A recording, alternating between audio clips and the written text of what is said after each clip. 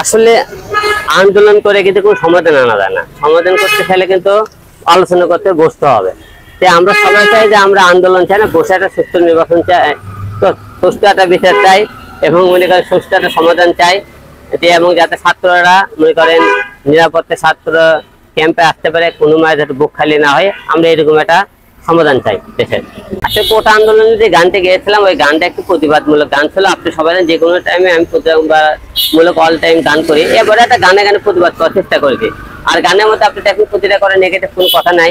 আর গান নিয়ে এমন করে অনেকে অনেক কথা বলেছেন, কিন্তু এই গানটা নিয়ে কিন্তু কেউ কিন্তু সবাই ভালো বলেছে, কেউ খারাপ বলেনি।